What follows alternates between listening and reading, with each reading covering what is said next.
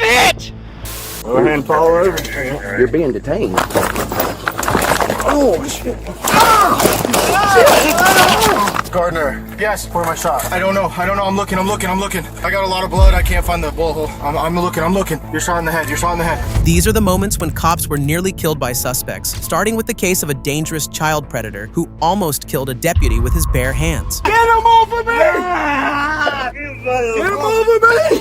On August 17th, 2025, at approximately 6:20 p.m., a Shenandoah County Sheriff's deputy received a shocking call involving an attempted sexual assault against a child. Given the seriousness of the report, the deputy responded and arrived at the location immediately to investigate the situation, but he had no idea how brutal that day was about to become for him. Who are you?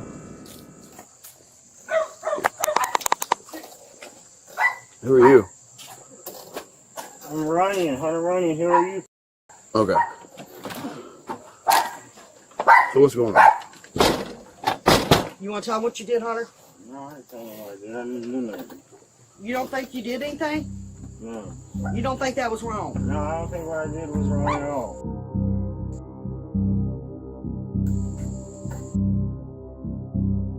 Trusted you, Hunter. I brought you to my home and I trusted you. Yeah, well, I'm still out here and what? What did I do? Say? No, you didn't. I want to go home. In reference to that. That is disturbing. The man showed no regret for what he had allegedly just tried to do earlier. The suspect was identified as 28-year-old Hunter Dale Lee, who was casually sitting there after committing a heinous crime. Tell me your side of the story. I ain't got no story for you. So nothing happened. So I'm out here for nothing. I can't help you. You can't help me. I can't help you. I ain't got no phone. I can't help you. I ain't worried about a phone. I didn't ask you about a phone. I'm here because something happened with you and so it'd probably be in your best interest to tell me your side of the story. Would it? If you're on the backup channel, go ahead. Yeah, it would. Well, explain. Why would it? Why would it? Why am I here? I'm not getting up. You might as well go on. Runyan repeatedly refused to tell officers what he had done or what had happened earlier. Eventually, the deputy entered the residence to learn the full story, and after hearing what had actually taken place, he stepped back outside to arrest Runyan. But as he approached him, the deputy had no idea how dangerous Runyan was, or what he was capable of doing to hurt people.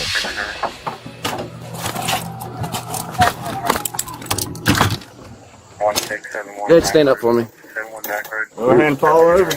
You're being detained. Oh, shit.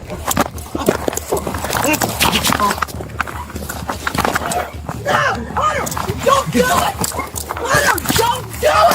Hunter, don't do it! Get inside! Pull it! Get back! Get out! Get back! Get on the ground! Get on the ground!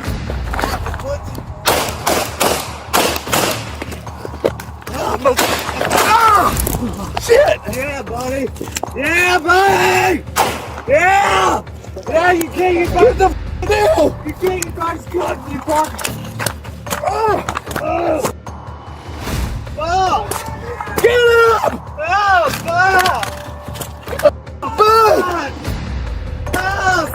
Get him over me! Over me! Get him over me! Get him off! Hey!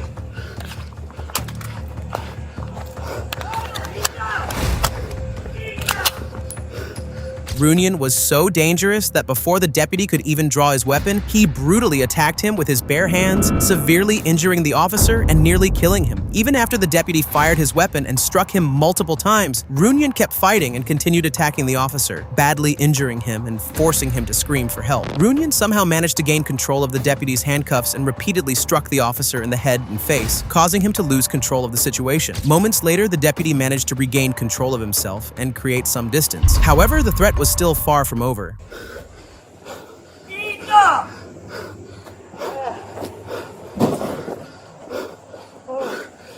Get down! Enough! Get down! 901, I'll be from 263 and 42. 10-4-1722 Allen Springs, 1722 Allen Springs. Call streets are going to be Sarah Lane, Verdahaven Lane. Caller on the line advising that the male is being physical with the deputies at this time. Shortly afterward, Runyon finally gave in to his injuries and collapsed to the ground, bringing the immediate danger to an end. As Runyon lay on the ground, the deputy rushed over and immediately began rendering medical aid in an effort to save his life. However, the deputy's own injuries were also severe. He could no longer keep going, and shortly afterward, he too collapsed to the ground. I can't.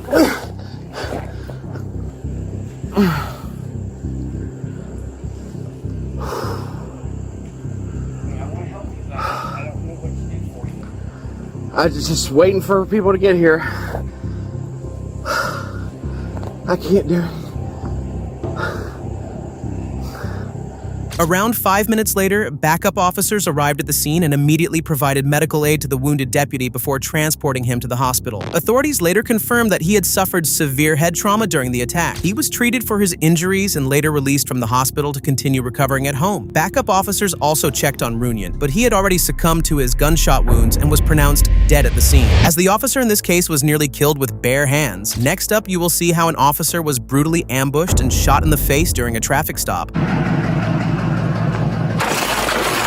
On March 29, 2024, a Sparks police officer initiated a traffic stop after observing a Ford Expedition driving without license plates. As the officer approached the vehicle, the situation appeared to be completely normal, but that was about to change very fast.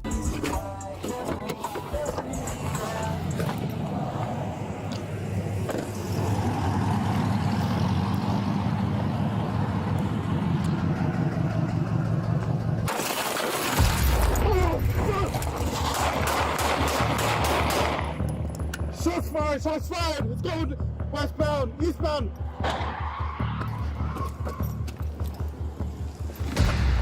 I'm shot. It's just 1050. The driver suddenly pulled out a .40 caliber semi-automatic handgun and opened fire without warning. The officer was struck in the shoulder almost instantly, but fortunately, the bullet was stopped by his vest. However, the officer still suffered injuries to his head and neck from shattered glass. After the shooting, the driver fled from the scene, but the situation was far from over and was about to become 10 times more dangerous, as the suspect was about to hurt even more officers. Get her out! Get her out! Get her out! A few moments later, officers received a 911 call from a nearby residence reporting that a man had forcefully entered the home and taken people hostage. Multiple officers from different agencies quickly responded to the residence, but none of them had any idea how brutally they were about to be ambushed just seconds later. Hey, there's an older W fan in this house. She's the one I talked to.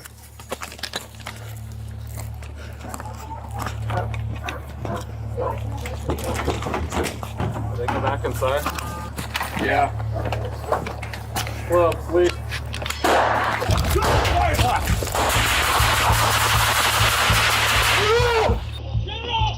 Get her out! Get her out! Get her out! Hey, stand up. Are you hurt? Get her out! Get her out! Get her out! Get her! I got you. He's shooting me!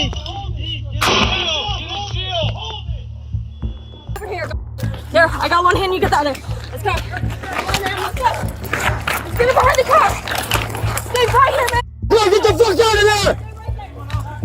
Kudos to those officers because they somehow managed to get the injured victim out of the house, even while gunfire was erupting. From inside the house, the suspect suddenly opened fire directly toward officers positioned near the entrance. A Washoe County deputy and a Sparks police officer were both struck by the incoming rounds, but despite being wounded, they still returned fire and managed to pull back to safety. Meanwhile, the suspect climbed out through a back window of the house, ran onto a nearby property, and hid inside a garage. Multiple officers tried to contact him and peacefully negotiate the situation, but the suspect refused to surrender. More than 6 hours later, officers had enough and decided to enter the garage to forcefully arrest him, but the suspect was still armed and waiting to ambush those officers once again. Stay right there, watch. Yeah, got it, there.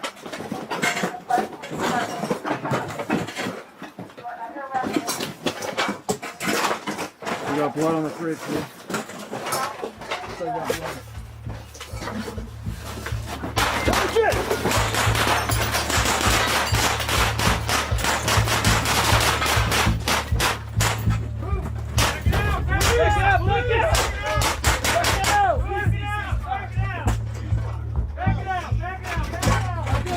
Finally, the standoff came to an end. The suspect, later identified as 34-year-old Anthony Wade, ambushed officers one last time, but this time SWAT officers returned fire and neutralized him. Wade was later pronounced dead at the scene. The 3 injured law enforcement officers were all transported to the hospital, treated for their wounds, and all survived. No residents or other civilians were injured during the incident. As the officers in this case were fortunate enough to survive the ambush, the officers in our next case may not get out completely fine after a brutal attack against them.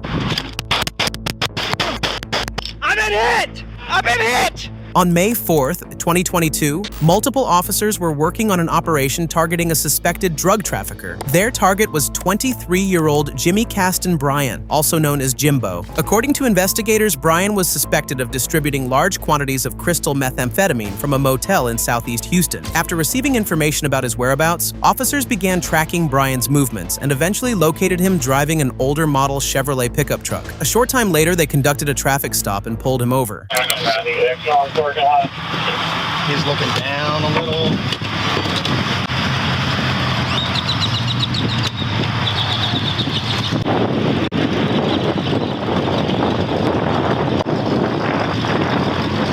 What's up, brother? Hey, how we doing? You in park? Is this your truck? Yes, sir. How long you been having it? Since how long? 2018. All right, you got driver's license on you, buddy?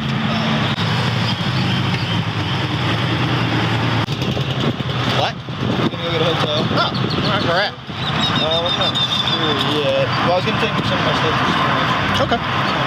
You got any weapons in here, brother? Yes. Okay. Is that an ankle monitor? Yes, sir, it is.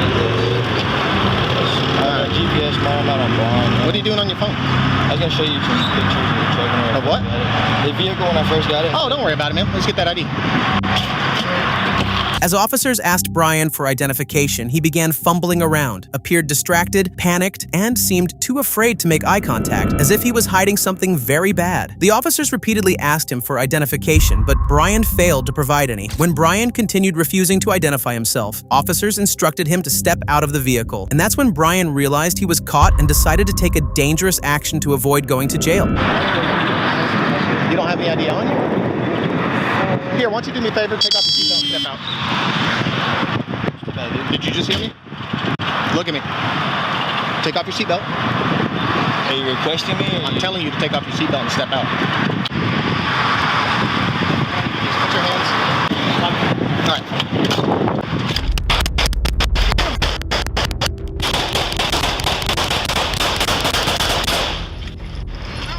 I've been hit! I've been hit! God damn it. I've been hit! Where are you hit? He's Femur! down. He's down. Femur! Fuck. Hey, hey. Where you hit? Where you hit? Femur! Get him in the back of my truck. No. We need a tourniquet now. I've been hit. Jared. Fuck, get on the, I got it. You okay? Bryan suddenly pulled out a semi-automatic handgun and opened fire. Officer Jonathan Sally was struck twice, including one bullet to the chest and another in the pelvis. Fortunately, his ballistic vest and a heavy tactical flashlight absorbed much of the impact from the chest shot, preventing what could have been a fatal injury. Despite being shot, Officer Sally and the other officer returned fire, neutralizing Bryan. Within moments, multiple officers responded and took over the situation. They provided medical aid to Officer Sally and rushed him to the hospital in a patrol car rather than waiting for an ambulance. Meanwhile, paramedics treated Bryan at the scene before transporting him to a nearby hospital under police guard. Despite being struck multiple times, he survived. He was one of the luckiest people to survive a shootout like this. Inside the vehicle, authorities recovered approximately 48 grams of high-purity methamphetamine, additional quantities of other drugs, and multiple firearms. Following his recovery, Bryan faced charges related to drug trafficking and discharging a firearm during a crime of violence. In November 2024, Bryan was convicted, and Judge Aaron Burdett sentenced him to 75 years in prison. On the other hand, Officer Saleh survived the shooting, but the injuries left a permanent impact. The second shot, which struck his pelvis, caused extensive damage and required significant medical treatment and rehabilitation. According to prosecutors, the injury permanently affected his mobility, and he now has to walk with a cane for the rest of his life. Next, you will see officers respond to help a victim, but things turned deadly when the suspect ambushed an officer and badly stabbed him. No! Oh, my On July 12, 2025, Amherst police dispatchers received a 911 call involving a domestic violence-related complaint at a residence in the 4800 block of North Bailey Avenue. Lieutenant Matthew Labuglio and Officer Aiden Vangelov were assigned to the call and responded to the location shortly afterward. He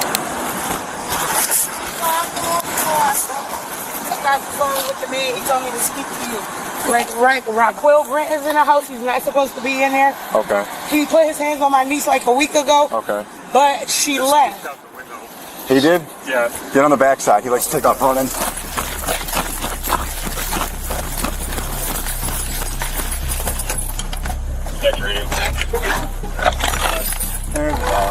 I'm not too far if you want to do a service. In the garage, maybe? I don't know. All right. You want to watch the back? I don't know. Those officers already knew about the suspect, 26-year-old Raquel M. Grant of Buffalo. They had previous encounters with him and knew Raquel was not an easy person to handle and could do something dangerous at any moment. Raquel already had 2 active violent felony warrants related to earlier domestic violence cases. Meanwhile, the victim was still trapped inside the house with Raquel, making the situation even more dangerous, and officers knew they needed to get her out quickly. All right, stay on the back. I'm going to open the door and call him out. Let's... Yeah. Watch out, man. Here, just back up. I'm not... I just want... I want to go back with this.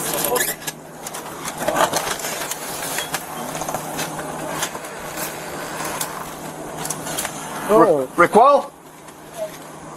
It's the Amherst Police.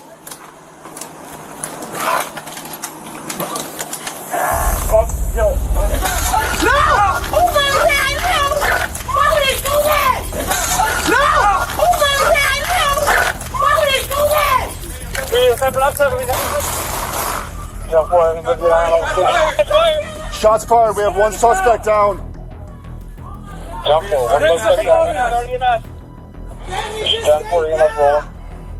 Stay down, Batman! I'm going back. We need to get rid. We're going to. Don't go towards those knives. Stay away from the knives. Get that med kit, John. Stay on coverage. In an instant, a rear window of the house shattered, and Raquel suddenly burst through the broken glass armed with 2 large knives, immediately attacking Officer Aiden Vangelov. Officer Vangelov was stabbed twice in the arm and shoulder during the violent ambush. Fortunately, the injuries were not life-threatening, and both officers managed to draw their service weapons and open fire, striking Raquel. Grant was hit in the chest and elbow, finally stopping the attack. After the shooting, officers performed life-saving measures at the scene, and both Raquel and Officer Vangelov were transported to Erie County Medical Center. Thankfully, both of them survived the incident. Raquel Grant was later convicted on 2 violent felony charges, including attempted assault in the 1st degree and assault in the 2nd degree. On May 20th, 2026, he was sentenced to 15 years in state prison, followed by 5 years of post-release supervision. Next up, you will see a shocking case of an evil gunman who brutally attacked an officer and shot him in the head. 33 have been shot. On March 18, 2025, a quiet neighborhood in South Pueblo, Colorado, suddenly became the scene of a brutal ambush after a heavily armed suspect launched a series of calculated attacks against police officers. On that day, officers were searching for a suspect identified as 34-year-old Billy Joe Soto, who was wanted in connection with an attempted homicide. At approximately 7:12 p.m., while patrolling the area, Officer Devin Valdez located Soto in the 1200 block of Cedar Street. But before Officer Valdez could even step out of the patrol vehicle, Soto suddenly did something terrifying.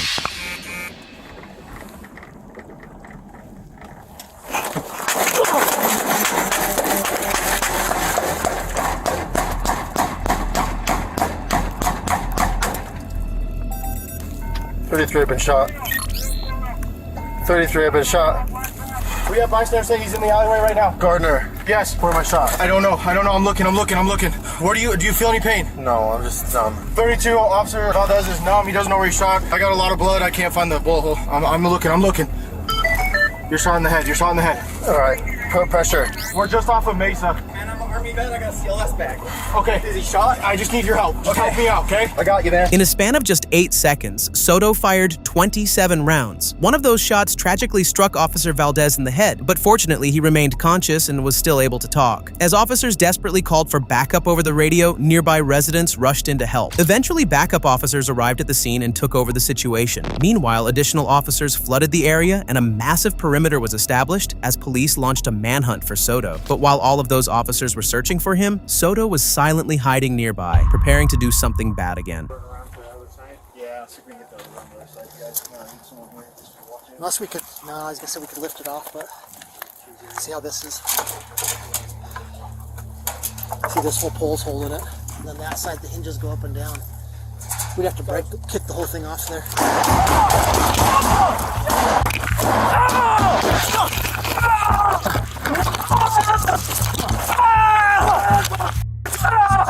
I don't know, he's back here. Left arm! My left arm! Get me out my leg! Where'd it come from? My left arm! Come on. My left arm! Get me out my leg! My leg! Ah! Anything? Get him over to that gas station. He's made a block on fire! Right underneath! We need more units over here now. Get somebody here now!